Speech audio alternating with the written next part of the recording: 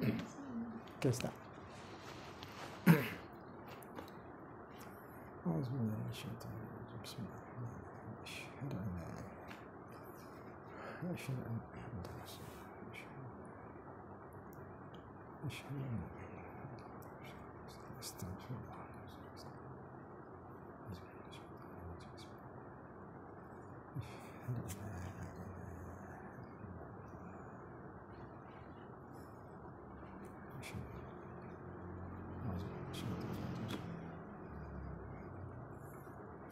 Assalamualaikum warahmatullahi wabarakatuh. Sound okay?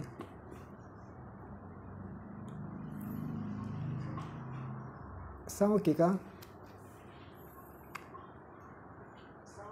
Okay.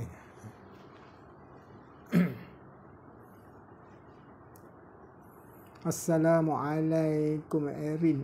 Semoga Pak Cik dimurahkan rezeki oleh Allah Subhanahu wa taala. Allahu akbar. Allah Maha besar. Allahu akbar. Allahu akbar. Betul. Allah Maha besar. Terima kasih Erin. Doakan Pak Cik. Oh, best. Itu hadiah yang yang istimewa. Terima kasih. Daripada Erin. Nama kenal tapi tak pernah jumpa. Itu doa yang memang Pak Cik yakin dimahburkan. Itu yang Pak Cik boleh buat ni selalu. Terima kasih. Mak Fadil pun terima kasih. Studi join. Assalamualaikum Pak Cik dan semua kita. Pak Cik pun ucapkan Assalamualaikum pada semua. Allahumma salli ala Muhammad. Allahumma salli ala Sayyidina Muhammad wa ala ali Sayyidina Muhammad. Terima kasih banyak Pak Cik untuk doa, untuk selawat. Selawat. Kita sebut tadi sampai satu malaikat datang and then akan bawa salam tu pergi ke Nabi SAW direct. Tak perlu kita sampaikan salam pada orang nak pergi umrah. Tuan Haji, bakal Haji lah. Tuan Haji, Tuan Ya Fuyudur Rahman, Fuyudur Rahman. Ni silap. Tuan boleh sampaikan salam pada Rasulullah SAW. Tok kata jangan buat macam tu, tak payah, just selawat ya. Selawat terus sampai, itu yang best tu, yang istimewa pada kita selawat ni. Satu malaikat alaihissalam akan datang ambil tu. Salam tu bagi dekat ni. Hantar ke Rasulullah SAW. And then Ustaz Adi kata Allah akan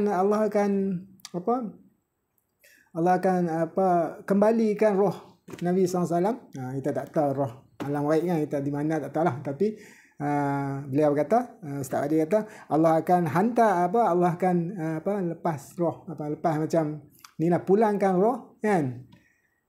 Ke mana tak tahulah, mungkin ke Madinah tempat Rasulullah SAW untuk semata-mata untuk jawab selawat Pak Cik tadi. Kan? Jadi sayang kalau kita tak selawat. Kita tak tahu kita selawat tu dia punya dia bukan satu proses yang kecil, simple selawat macam kita kata. Dia ada satu proses yang memang canggih lah. Canggih ataupun yang istimewa lah. Dia bukan kita selawat je terus sampai tak. Dia ada proses dia. Ada proses. Proses dia bukan simple. Very sophisticated. Bayangkan Allah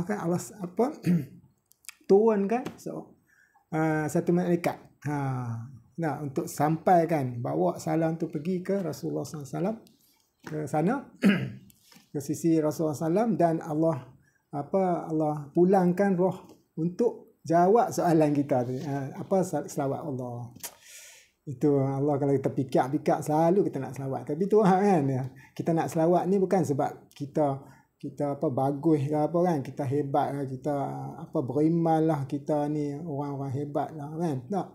Semua dengan kehendak Allah SWT. Kalau Allah sayang kita, Allah nak bagi rahmat pada kita, Allah ni tercetus dalam hati kita nak selawat macam ni kan, macam tadi Muhammad Fadil kan, tercetus nak tulis tu. Bukan kita yang masuk ni nak tak. Kalau kita kata masuk ni nak bagi selawat, nak tulis selawat pun terima kasih Syah bagi ni. Ni itu pun dah Allah ni dah. Kehendak Allah SWT. Allah macam ni lah nak bagi pahala kita lah. Nak bagi pahala. Sama juga macam kita masuk dalam majlis ni.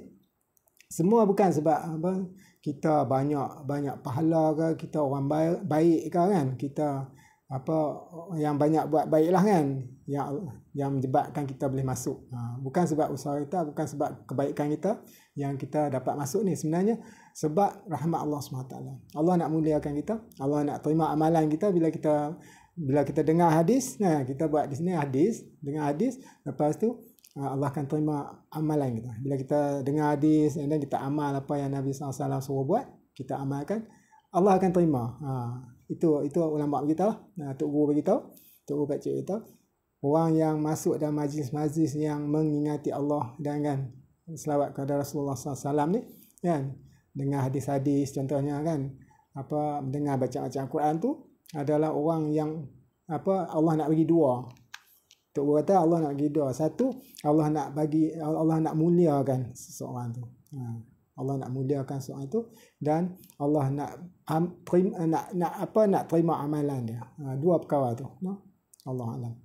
Dan kalau majlis ni kalau diiktiraf, kita minta Allah SWT iktiraf lah. Apa bukan majlis live ni kan. Live apa? Fikir agama ni.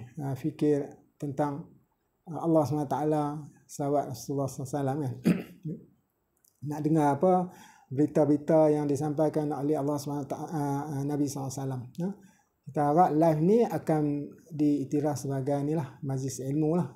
Majlis ilmu ni apa Allah akan berbangga-bangga lah di kalangan apa para malaikat alaihi salatu wassalam.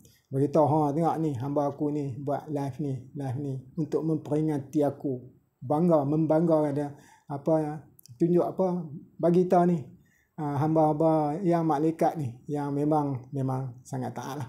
Dia apa para malaikat alaihi salam ni wajah dia orang taat dia, taat orang yang ni lah, yang maksum ya. Bukan orang lah, makhluk Allah SWT yang maksum. Allah bangga-banggakan di kalangan apa himpunan para malaikat alaihi salam. Himpunan para malaikat, apa kalau himpunan para malaikat alaihi salam ni makna dia banyak lah. Malaikat ni apa nisbah kita dengan jin lagi banyak. Bukan seorang apa dua jin, kita seorang manusia ada. Allah sallallahu alaihi wasallam berapa dah. Satu nisbah ke apa? Allah sallallahu alaihi wasallam. Terlupa dah baca terlupa. Tapi apa kalangan malaikat lagi banyak banding dengan jin. Jin dengan kita pun dah beza jauh bilangan dia. Ratio dia banyak. Tambah malaikat banyak. Jadi Allah bangga di kumpulan para malaikat. Makna dia di langit tu lah. Perhimpunan hamba Allah SWT di langit itu para malaikat. Bayangkan betapa besarnya lah majlis ilmu ni, ataupun boleh kata ni lah kalau Allah terima. Kita minta pada Allah SWT untuk terima itu. Terima kasih Isya. Ada orang share rezeki. Terima kasih banyak-banyak. Terima kasih Pak Cik Tak Hasan. Terima kasih. Awal-awal lagi dah share rezeki. Siapa dia tu? Siapa dia? Kena sebut nama orang yang ni. Orang yang share. Siapa nama? Wan Abu Bakar. Terima kasih selalu share ni. Terima kasih banyak-banyak. Wan Abu Bakar. Jom kita berkawan. Sebelum ambil gift tu. Okey, sekarang ada 20 ni. Inilah. Pak Cik rasa cukup untuk kita semua, insyaAllah.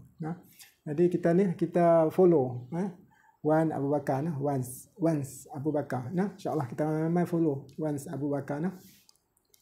Orang yang pemurah ni memang kita ni lah, kita kena berkawan dengan orang yang pemurah kan, orang yang selalu bersedekah ni kan. Sebagai kawan sebagai kawan.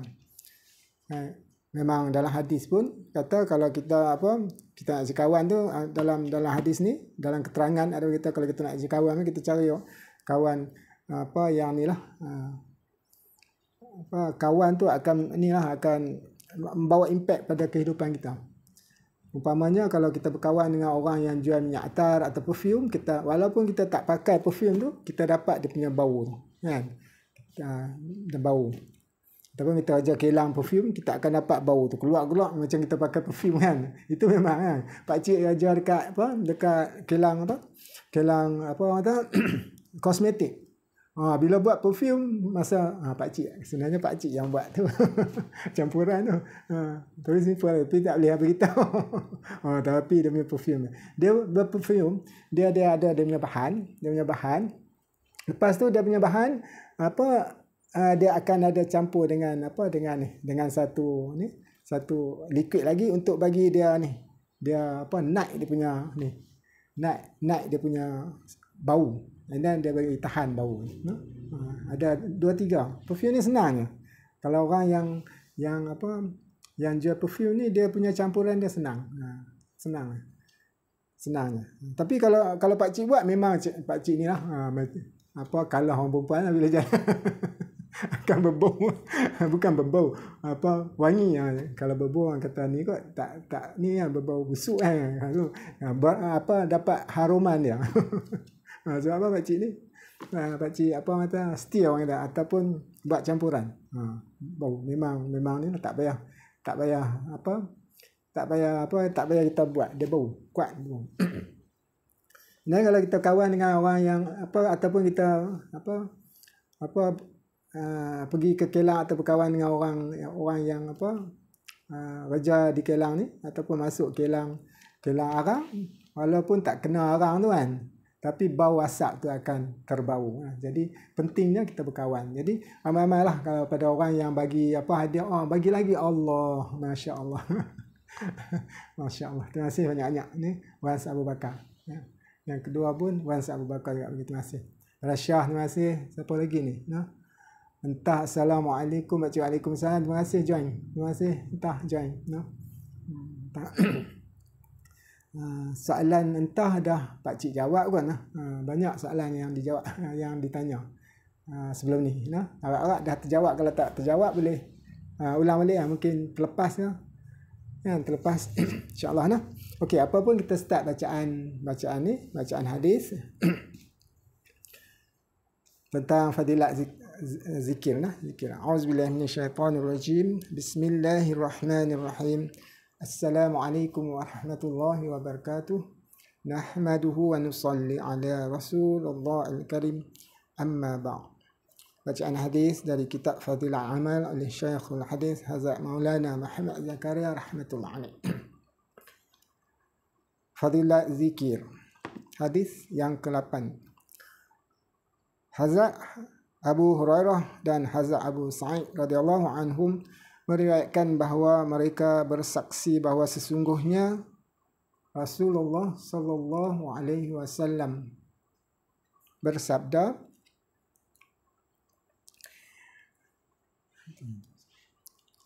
tidaklah duduk berzikir kepada Allah Subhanahu wa taala satu kaum melainkan mereka dikerumuni oleh para malaikat alaihi salatu wasalam.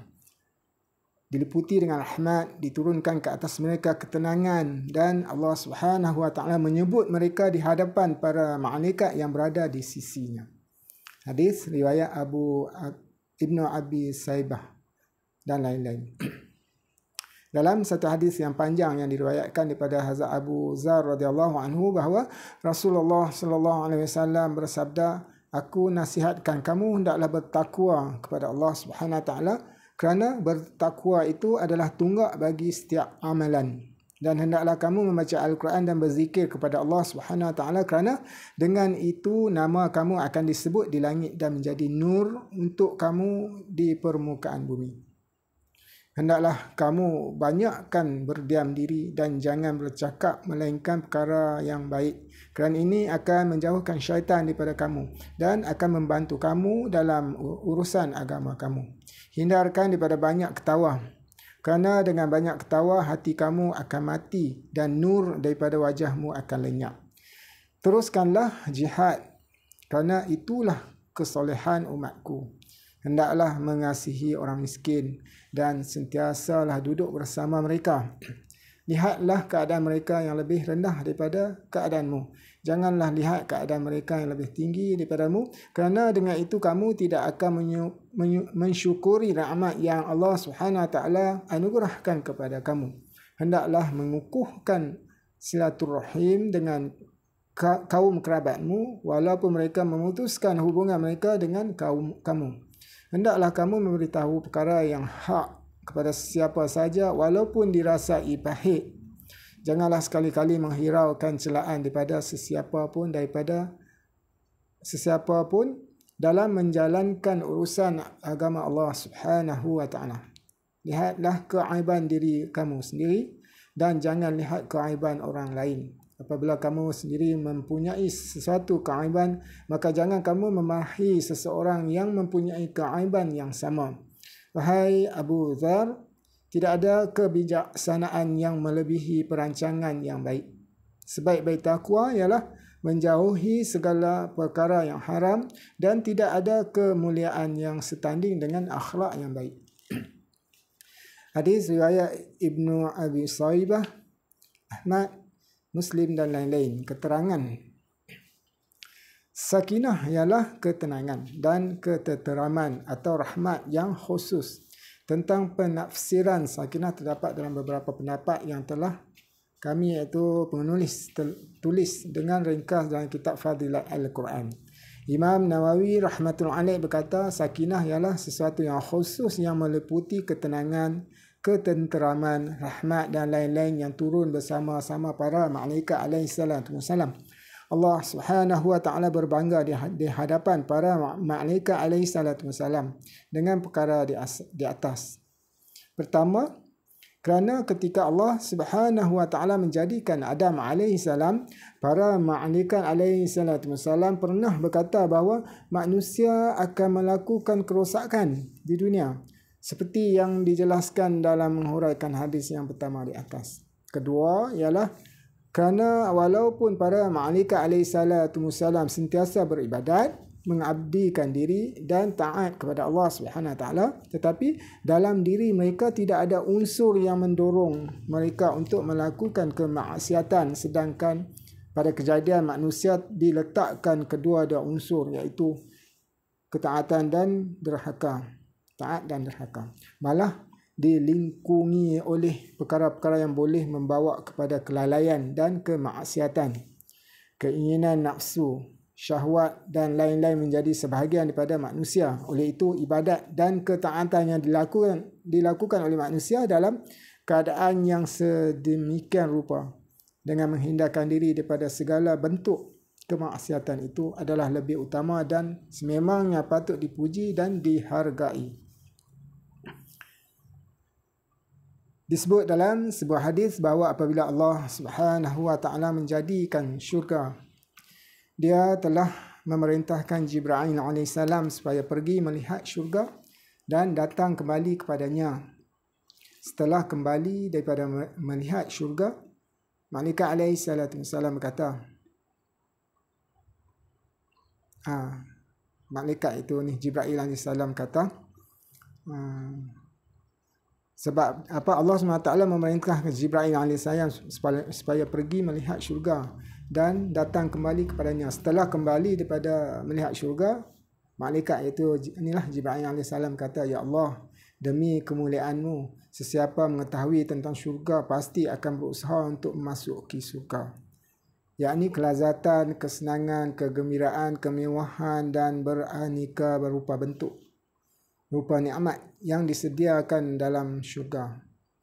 Jika syurga itu diketahui dan diyakini oleh manusia, maka tidak ada seseorang pun yang tidak akan berusaha sedaya upaya untuk memasuki syurga. Kemudian Allah Subhanahu wa taala menyelubungi dan melingkungi syurga itu dengan berbagai-bagai kesukaran, yakni diselubungi dan dilingkungi dengan perintah-perintah Allah Subhanahu wa taala seperti mendirikan solat, berpuasa, berjihad, menunaikan haji dan lain-lain. Sesiapa memenuhi perintah tersebut, maka dia berhak memasuki syurga. Kemudian Jibril alaihissalam diperintahkan. Sekarang lihat, Jibril alaihissalam berkata, ya Allah, kini aku khawatir tidak ada sesiapa pun yang dapat memasuki syurga. Demikian juga apabila Allah Subhanahu wa taala menjadikan neraka. Allah Subhanahu wa taala menyuruh Jibril alaihissalam pergi melihat neraka. Setelah melihat azab, seksa, kekotoran dan penderitaan di atas di sana, lantas Jibril alaihissalam kata, ya Allah, demi kemuliaanmu, sesiapa yang mendengar keadaan neraka yang amat dahsyat itu, maka sudah pasti dia tidak akan menghampiri neraka. Kemudian Allah SWT menyelubungi atau melingkungi neraka dengan berbagai kelazatan dunia, yakni disebungi atau dilingkungi dengan perzinaan, meminum arak, melakukan kezaliman, tidak menunaikan perintah Allah SWT dan lain-lain. Lantas Allah SWT menyuruh Jibril AS. Sekarang lihatlah. Jibril AS kata, "Ya Allah, kini aku khawatir bahawa tiada seorang pun yang akan terselamat daripada neraka." Oleh itu, apabila seseorang hamba berada dalam keadaan dan suasana mentaati Allah SWT dan menjauhi dari dosa, maka dia sepatutnya dihargai. Oleh sebab itulah Allah SWT melahirkan kegembiraannya. Para malaikat alaihissalam yang disebut dalam hadis ini dan banyak hadis yang lain ialah sekumpulan malaikat alaihissalam yang khusus yang ditugaskan untuk menghadiri majlis-majlis zikir dan mendengar orang-orang yang menyebut dan memuji Allah Subhanahu wa taala. Diriwayatkan dalam sebuah hadis bahawa serombongan malaikat alaihissalam yang berjalan ke sana kemari akan memanggil rakan-rakan mereka apabila mereka mendengar zikrullah. Datanglah, di sini terdapat maksud dan tujuan kamu. Lalu mereka berkumpul sehingga perkumpulan mereka itu menjulang ke langit. Sebagaimana yang akan diterangkan dalam hadis ketiga, bahagian kedua, hadis yang ke-14. Macam Pak Cik kata tadi, semua kita dapat amalkan zikir. Zikir dalam hidup kita setiap hari, setiap masa. Dalam satu hari itu setiap masa. InsyaAllah. Dan kita sampaikan kelebihan ni berzikir ni pada orang lain. Semoga orang lain pun dapat manfaat, dan bila orang lain beramal atas sebab kita sampaikan ni perkongsian kita ni ataupun ni hadis ni pada orang lain tu, kita pun akan dapat dia punya saham, dapat ganjaran, tanpa menghilangkan ganjaran orang yang beramal tu. Kita dapat, orang yang beramal tu pun dapat, tak akan hilang pada orang yang amal tu. Macam Pak Cik kata tadi kan, kalau kata live ni kalau Allah Allah Pak Cik memang doa awak Allah terimalah. Live ni taklah macam sebat macam ni kan.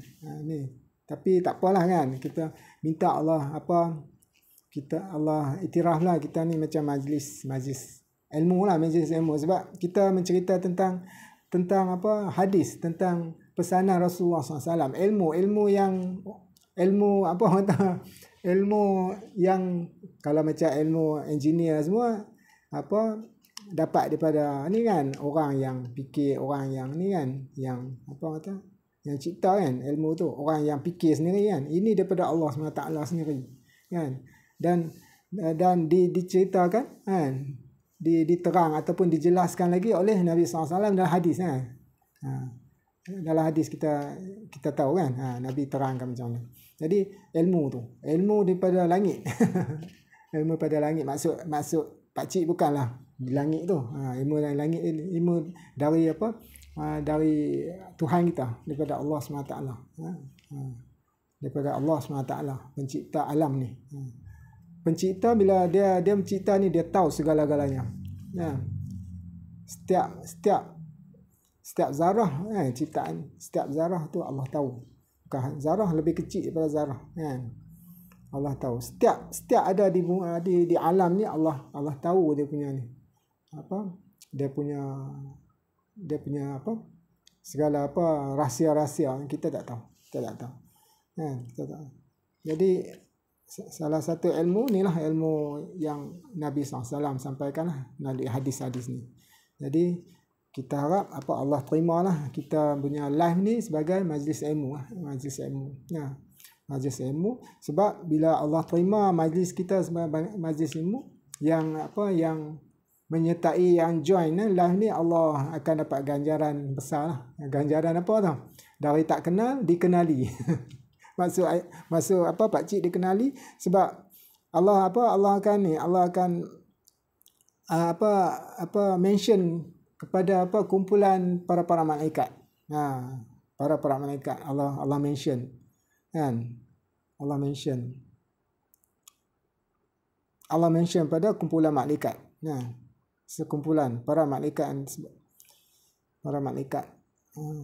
untuk menghadiri kan. Apa malaikat-malaikat ni akan hadir majlis-majlis zikir, majlis live, tak salah live pun kan. Kalau dia ada ciri-ciri keilmuan, ciri-ciri ilmu, ciri-ciri mengingati Allah kan, berzikir kepada Allah kan, berselawat kepada Rasulullah SAW kan, Allah akan panggil semua malaikat, bagi tahu, kata ni, mention kita semua yang 27 ni kan. Datang, dan dia orang pun datang sama-sama malaikat antara satu sama lain datang di sini, terdapat maksud dan tujuan ada ni lah majlis zikrullah atau selawat atas Rasulullah SAW dan majlis ilmu di mana Nabi SAW banyak beritahu lah segala ilmu-ilmu yang kita perlu tahu, wajib kita tahu, dan akan bertindan-tindan. Lalu mereka berkumpul sehingga perkumpulan mereka itu menjulang ke langit, makna macam itulah kita baru kita faham, kata menjulang ke langit ni makna dah macam Tok Guru bagi tahu lah ulama dia bertindak sampai ke langit. Masya-Allah, banyaknya. Antara langit dengan bumi pun jauh kan. Dan kata langit pertama ni pun yang kita nampak lebih pada yang kita nampak, punya jauh lah kan. Satu langit tu kita punya galaksi ni, tu habis belum lagi langit kedua kan, julang hingga ke langit. Sini tak mention langit ke berapa kan. Kita tengok daripada sini, pita yang dekat-dekat awan tu kira dah jauh lah kan. Bayangkan ramai kumpulan para malaikat. Jadi semua akan tahu, semua akan tahu Allah. Tu yang kita nak lah. Tu yang Tok Guru, ustaz-ustaz selalu duk suruh pergi majlis ilmu, lah. Semoga Allah beri kekuatan kepada kita lah untuk hadir majlis-majlis ilmu lah. InsyaAllah. Okey. Gift ada ambil gift tak? Dah ambil gift tak? Tiga gift daripada ni. Once Abu Bakar. Allah, terima kasih, moga Allah murahkan rezeki ni. Wan Abu Bakar ni, terima kasih banyak-banyak. share rezeki dengan kita semua. Okey, kita terus ke kisah-kisah para sahabat. Kisah-kisah para sahabat. Semalam kita cerita tentang perdamaian Hudaibiyah. Dan kisah dua ni lah, dua sahabat Rasulullah SAW, Abu Basir dan Abu Jandal rahmat radhiyallahu anhum kan. Bila dia lari pergi ke Madinah kan, minta perlindungan Nabi SAW sebab perjanjiannya terpaksa pulangkan balik. Memang Nabi dah patuh pada perjanjian yang dibuat berat sebelah kan. Berat sebelah tu Nabi patuh. Lepas tu lari tengah jalan. Tengah jalan dia orang terlepas. Tapi para sahabat kata bukan dah tak ada kaitan dengan Nabi SAW lah. Nabi dah buat tu dah patuh lah. Perjanjian tu dengan ni kan. Yang ni hal dia orang dengan ni. Hal dia orang dengan orang Mekah. Yang halang dia orang daripada pergi Madinah kan. Jadi memang lepas tu dia orang buat kacau. Cerita dia bila buat kacau kan, dia orang jadi tak tentu arah kan. Orang nak pergi meniaga lalu kot ini buat jadi lalah dia barulah nak ada sikit perasaan hormat tu pada Nabi SAW. Kan, barulah mai merayu pada Nabi SAW, tolonglah. Sebab yang tu bukan masalah Rasulullah SAW. Rasulullah SAW dah pulangkan mereka tengah jalan kan. Tengah jalan salah dia orang pasal apa? Lepas kan. Lepas kan. Selalu kan orang duduk salah kan kalau macam kita lari daripada lokap kan. Lepas tu bila dalam perjalanan nak pergi mahkamah ke tengok orang lari kan daripada tu, dah tak salah ni lah. Tak salah, kita akan salah ni lah orang yang yang mengawal tu kan. Jadi tak salah ni lah, tak salah Nabi SAW lah kan. Nabi SAW memang patuhi apa perjanjian Hudaibiyah tu kan.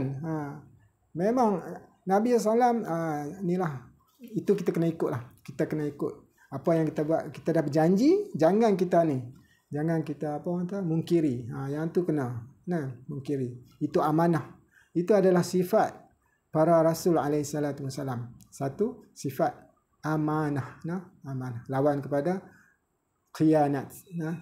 Sifat mustahil bagi sekalian Rasulullah SAW. Bila dah berjanji kan, dalam perjanjian Hudaibiyah kan, walaupun orang Islam lari minta pertolongan, tetap kena ikut juga, terpaksa.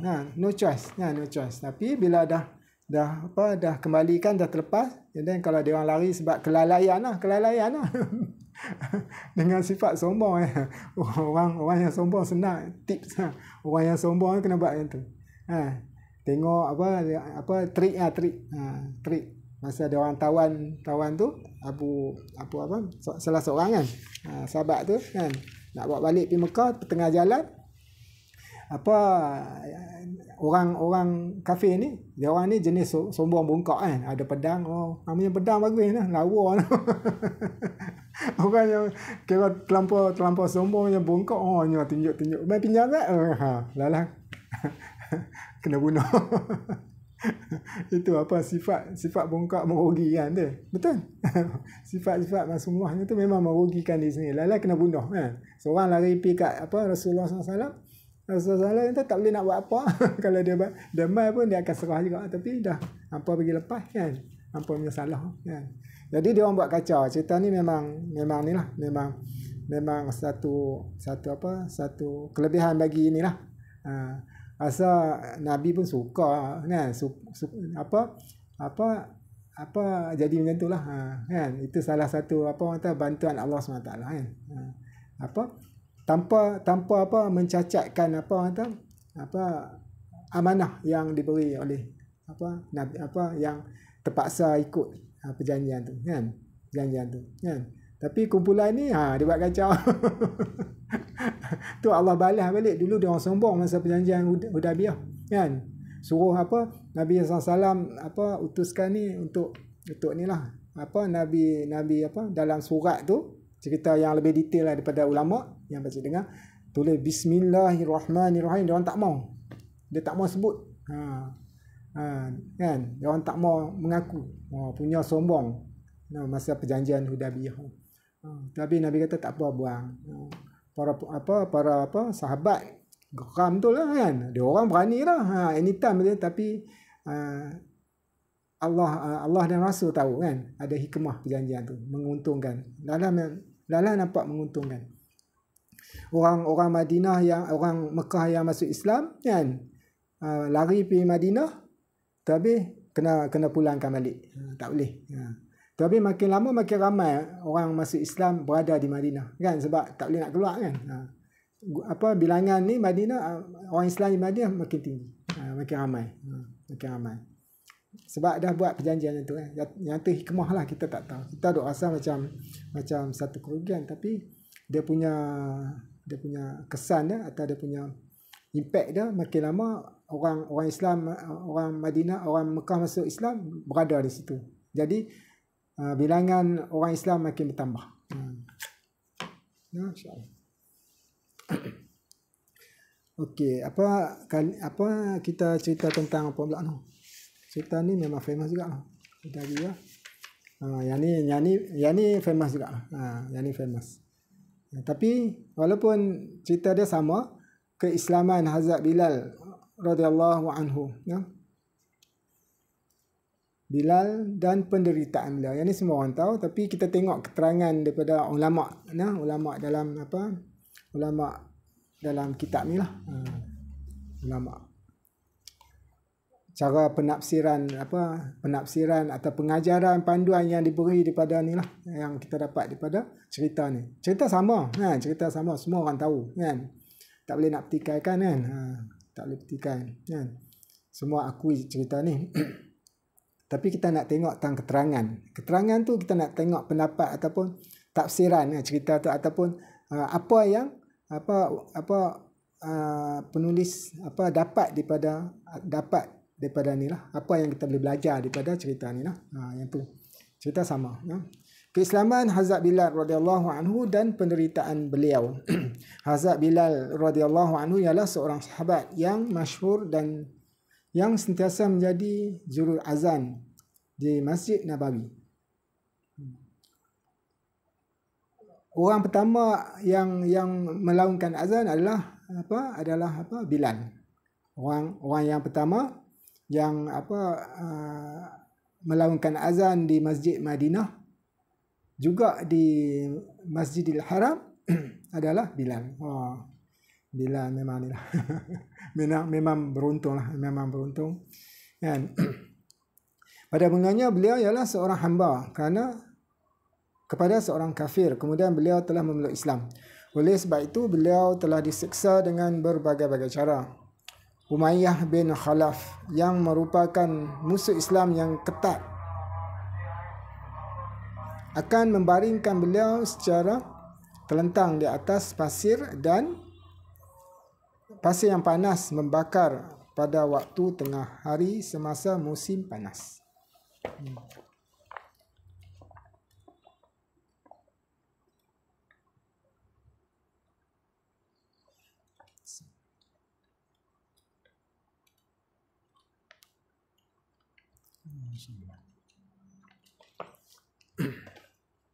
Dia juga meletakkan batu yang besar di atas dada Hazrat Bilal radhiyallahu anhu supaya beliau tidak dapat bergerak.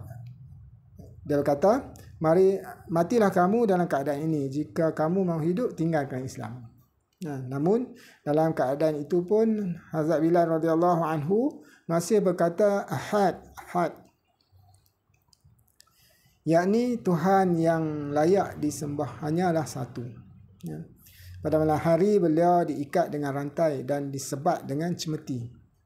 Pada siang keesokan hari beliau akan dibaringkan di atas permukaan tanah yang panas supaya luka-luka itu bertambah teruk, agar beliau meninggalkan Islam kerana tidak dapat menanggung penderitaan itu lagi, ataupun mati diseksa. Abu Jahal, Umayyah bin Khalaf dan kadang-kadang orang lain bergila-gila menyeksa beliau. Setiap orang daripada mereka berusaha untuk menyeksa beliau sedaya mungkin sehingga mereka akan berkeletihan.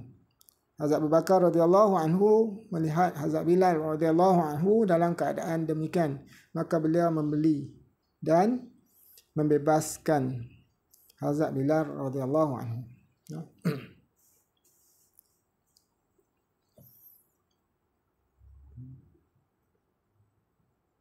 Dari segi hukum lah, dari segi hukum yang pak cik belajar, katalah orang macam nak seksa kata sehingga boleh menyebabkan kematian kan, dia suruh kata ni kamu jangan keluar daripada Islam kan. Pak cik belajar hukumnya diharuskan kan, sebab dia dipaksa kan. Dia dipaksa. Itu hukum ni lah, hukum bagi kita lah. Tapi tengok sahabat radhiyallahu anhum ni, walau macam mana pun tak ada. Mati pun tak apa. Tapi kita orang yang lemah ni kan, kalau orang ugut kan, orang ugut tunjuk pistol kan, memang pistol bukan pistol betul-betul. Kalau hang tak mau hang keluar daripada ni kan, keluar daripada Islam, aku bunuh hang. Kalau kisnya tu boleh lah. Dalam keadaan tu kita diharuskan. Tapi dalam itikad kita masih Islam kan. Dalam hati kita tetap Islam, tapi sebab nak menyelamatkan diri kita, hukum dia boleh. Walaupun di mulut kita cakap, tapi dalam hati jangan. Jadi Allah akan Allah tak akan terima kita punya lafaz kita tu. Allah akan terima hati kita, sebab dia menyebabkan sampai kita mati lah. Sampai kita mati kan. Tapi kalau setakat macam nak jail saja pun, itu tak boleh. Bukan darurat. Kan? Tapi kalau sampai menyebabkan kita mati, dibunuh kan, kita boleh lah. Soalan macam ni dibenarkan. Allah, terima kasih siapa yang bagi ni live. Hani Sanani, terima kasih bagi ni lifestyle. Nampak tak? apa Islam ni kan, Allah ni kan, Allah apa Maha Pengasih kan. Keadaan macam tu dia apa kalau membahayakan atau akan menyebabkan kita mati, Allah ni apa Allah benarkan lah. Macam kita pergi apa walaupun hukum tu haram kan, hukum atau syirik kan, kalau kita ni kan lafaz macam kata okey tak apa, kita apa keluar daripada Islam kan.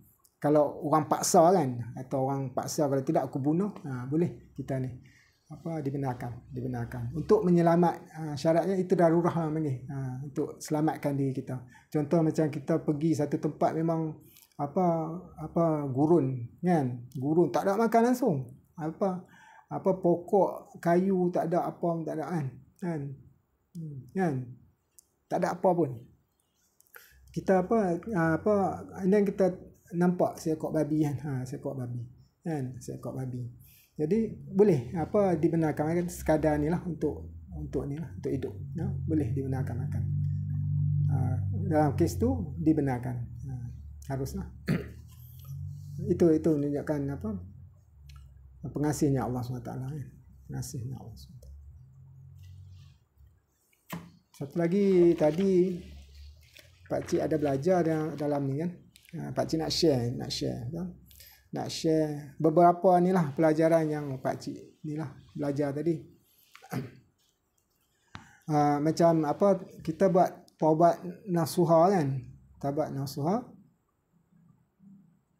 Okey, apa taubat nasuha yang first kita kena tinggalkan perbuatan tu lah. Masa kita nak taubat nasuha kan, first kali kita kena tinggalkan perbuatan maksiat yang kita lakukan tu. Kedua, kita kena ada rasa menyesal. Dan yang ketiga, kita tekad tak mau melakukan lah kan. Yang tu penting. Dan kita taubat tu bukan kerana nak dapat pahala kan. Bukan sebab kita rajin kan. Kita taubat tu kan. Contohnya bukan disebabkan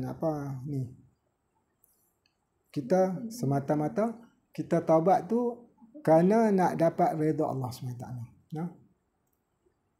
Yang tu yang Pakcik belajar lah, Pakcik share ni lah. Sebelum Pakcik lupa. Selalu Pakcik akan share supaya Pakcik tak lupa kan. Benda ni kalau kita kena ulang-ulang cakap. Taubat nasuha tu kita kena ada tu, benda tu. Tinggalkan perbuatan tu immediately. Immediately. Jangan kita duk tengah buat lagi, kita duk nak taubat. Dia kena tinggal dulu baru kita taubat nasuha, kita menyesal dengan perbuatan maksiat tu dan tidak melakukan semula. Elak daripada melakukan semula. Dan ada orang tanya istighfar, apa beza istighfar kan? Istighfar tu sebenarnya minta Allah jauhkan dari dosa. Kita istighfar, astagfirullahalazim. Kita mohon pada Allah SWT supaya jauh daripada dosa. Itu maksud istighfar. Ataupun melakukan kemungkaran. Kita nak istighfar tu satu zikir untuk kita jauhkan kita daripada kemungkaran. Itu yang kita istighfar. Astaghfirullahalazim. Dia beza dengan ni. Kita minta ampun. Maksud dia inilah, dosa tu tak ada. Kita nak elak, lepas tu kita zikir istighfar tak. Itu yang untuk kita lah. Wallahu a'lam bissawab. Itu kita istighfar, kena banyak istighfar. Astaghfirullahalazim. Tu yang dosa tu yang dah kita buat, kita ni lah taubat lah. Taubat kalau taubat nasuha okey. Kalau yang Pakcik duk suruh kita belajar tasawuf tu, kita nak tengok amalan-amalan orang sufi kan. Amalan sufi. Kita kalau ikut amalan sufi dia terjamin lah kita punya ni kan. Terjamin. Orang sufi kan. Orang sufi dia orang punya ni amalan dia, dosa tu dia tak kira kecil besar, sama je kan. Kalau ikut hukum biasa ni kan, macam kita ni kan, orang biasa ni dia ada dosa kecil, dia ada dosa besar kan, kalau ikut ni lah fiqh lah kan, dosa besar, dosa kecil. Fiqh biasa macam kita ni kan.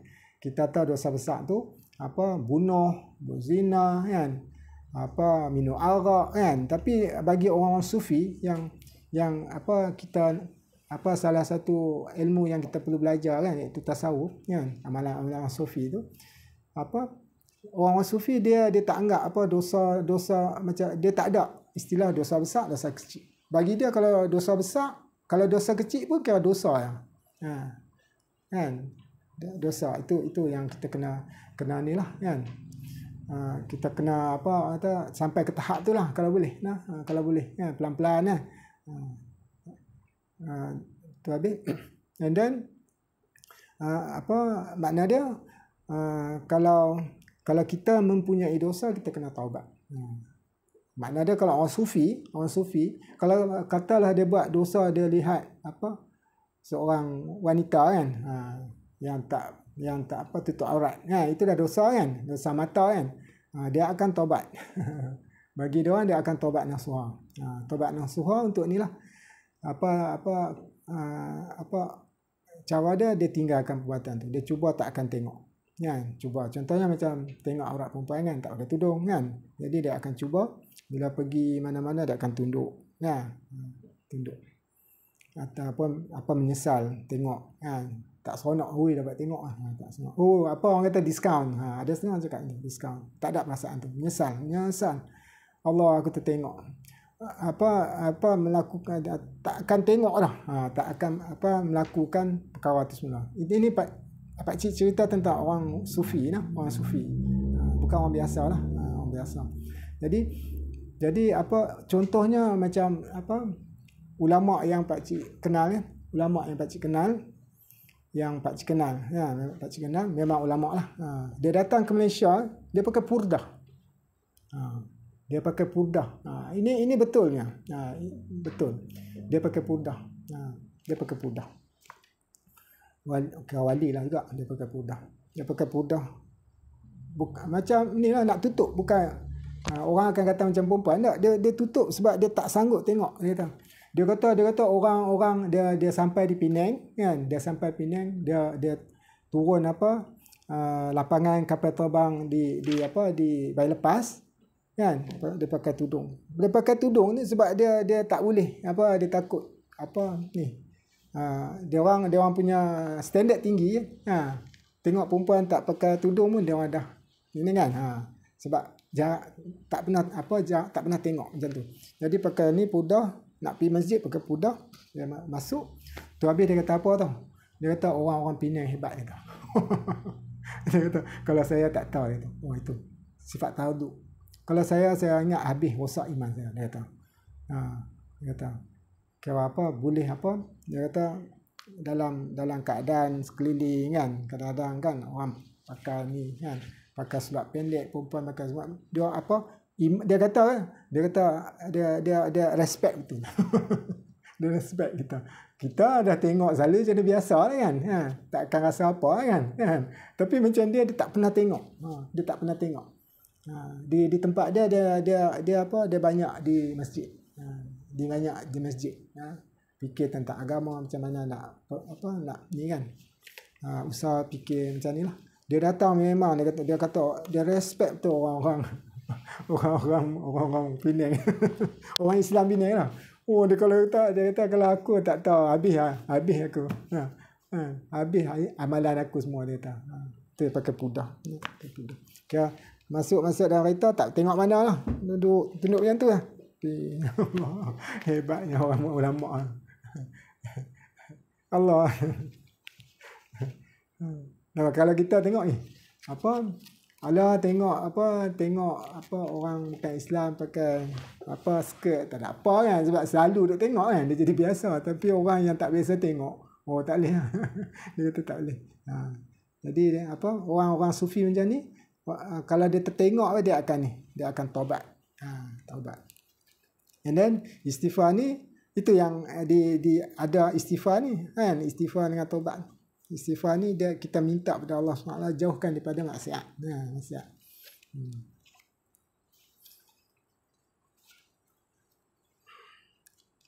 Allah SWT.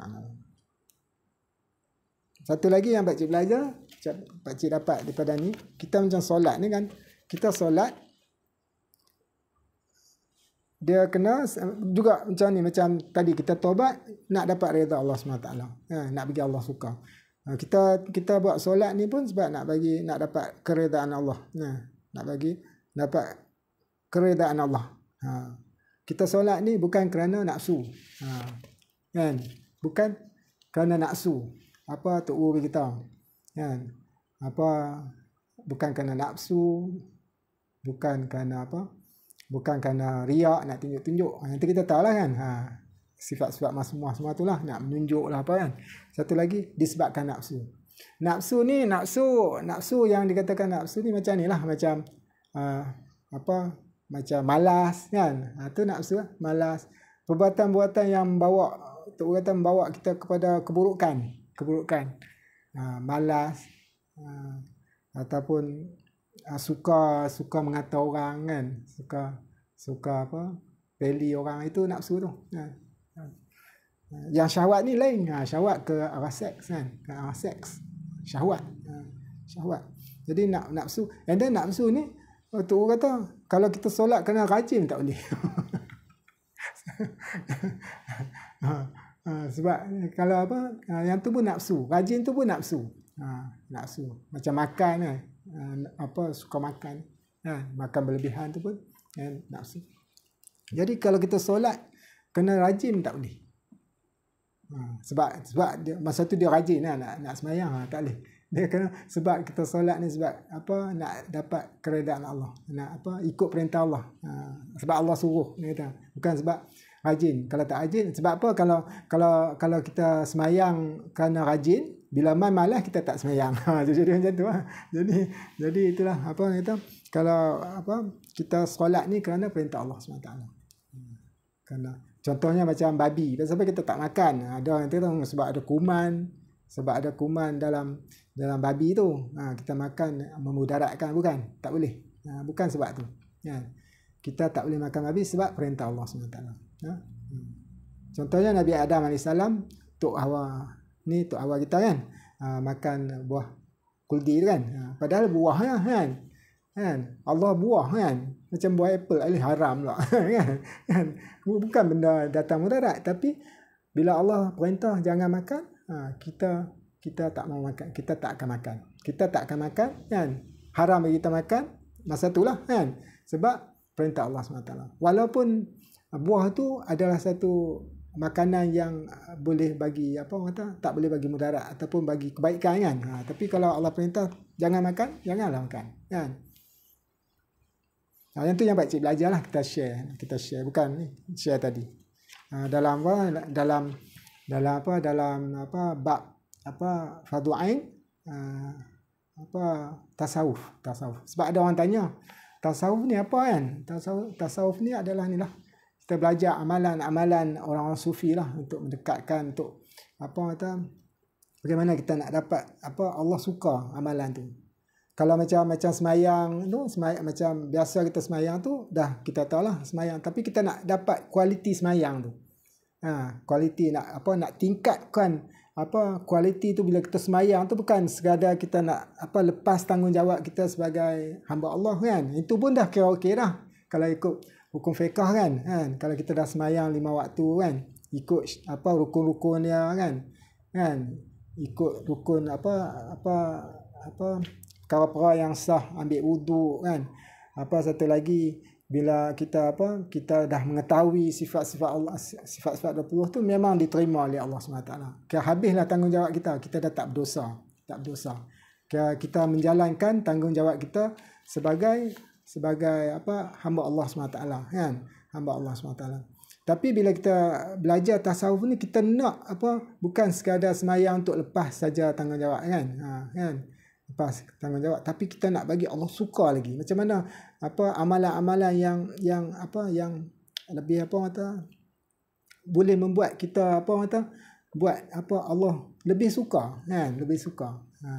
Dah terima dah clear dah kan, kita punya apa tanggungjawab dah clear dah, cuma nak bagi Allah suka lagi, kan, Allah suka kan. Jadi apa itu yang kita kena masuk belajar tasawuf. masuk belajar tasawuf kan, belajar macam mana orang sufi buat amalan, buat amal kan. Contohnya macam puasa kan, puasa orang macam kita kan, kalau nak dekat kat puasa kita terfikir hari ni nak makan apa. Kalau orang sufi dia tak mau macam tu. Dia rasa macam dia punya dia punya tawajuh dia pada Allah dah lari dah. Dosa dia dah dia punya pahala dah kurang lah. Tu dia orang qada balik seolah-olah macam batal, tapi tak batal lah, sebab dia orang hilang pahala tu. Ataupun berkurang pahala tu. Dia orang tak mau, dia orang nak dapat 100% pahala yang Allah janjikan kan. Jadi itu yang kita kena belajar kan, bagaimana ahli-ahli sufi inilah, ahli-ahli sufi buatlah amal kan. Jadi insya-Allah kita tu lah bekalan yang kita akan bawa ke akhirat nanti, pahala kan. Tapi itulah masa kita buat apa pun jangan, pahala dah garanti dapat.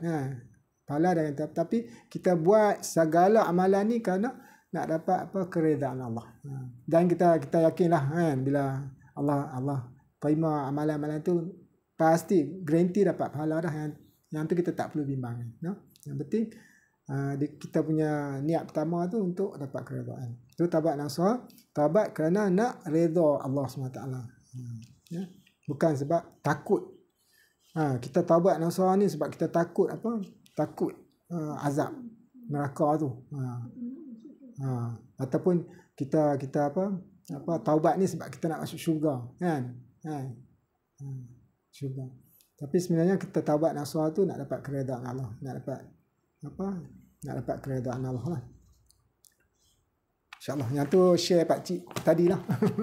Kalau nak lebih lanjut kan, lebih detail, boleh join live Ustaz Mak Sila lah. Ustaz Mak Sila. Pak Cik terus terang, Ustaz Mak Sila mula-mula setengah awal tu bukan Ustaz Mak Sila, Tok Guru Pak Cik, dia akan cerita tentang ni lah. Antara motivasi sikit lah. Motivasi sebelum Tok Guru sampai kan, setengah jam macam tu. Awal-awal jangan salah sangka lah, masuk ini lain pula Pak Cik kata tentang tasawuf, tengok lain pula kan, soal hati kan, tajuk soal hati. Cuma nak bagi briefing lah, briefing kan. Jadi setiap pengajian tu awal tu Tok Guru Ustaz, Tok Guru Pak Cik, akan bagi ni lah macam kata-kata semangat untuk amalan kan. 2-3 nasihat lah. Sementara tunggu Tok Guru yang sebenar. Tok Guru yang sebenar adalah yang sesi kedua tu. Sesi kedua start pukul 10. Pukul 9. Hari Isnin pukul 9. Hari Selasa pukul 10. Lambat sejam sebab ada ada pengajian tempat lain pula. Itu yang dia kena ubah ni. Dan balik hari Rabu pukul 9 balik. Macam cerita lah. Macam kata seronok kita belajar ni tasawuf kan. Kita selalu duk dengar dari segi dari segi amalan orang biasa lah. Tapi bila kita dengar orang sufi ni sebenarnya Allah, kita terasa Allah kita ni macam buat alai-balai, bukan macam buat minimum requirement ni pada Allah SWT, padahal Allah bagi macam-macam kat kita, and then kita buat ala kadar kan. Bukan ala kadar, maknanya kita buat untuk lepaskan tanggungjawab kita. Apa salahnya kan kita ikut orang-orang sufi kan, yang seboleh mungkin lah kan, yang kita mampu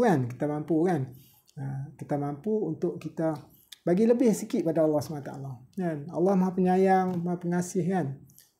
Maha Pengasih. Ulat yang dalam batu pun Allah beri makan. Sekecil-kecil makhluk Allah jaga makanan dia orang kan. Allah jaga, Allah pastikan rezeki dia orang kan. Bayangkan ulat yang tak ada tangan. Tak ada tangan kan. Kita ada tangan dan kaki kan, boleh lari dia orang. Kecil-kecil Allah bagi rezeki. Dalam batu pun dapat makanan, tak tahu Allah bagi macam mana. Binatang yang besar sekali di dunia ikan paus kan, ikan paus besar macam tu pun Allah bagi makan. Tu seekor.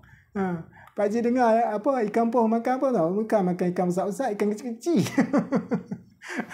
Tapi bayangkan Allah bagi hidayah lah pada binatang-binatang ni. Allah bagi hidayah, Allah tak bagi akal. Allah bagi dia orang bukan fikir tau, Allah bagi macam Allah bukan akal. Allah bagi cara apa tu kata Allah bagi hidayah, akan macam petunjuk lah. Apa Allah macam kucing kan, bagi kefahaman.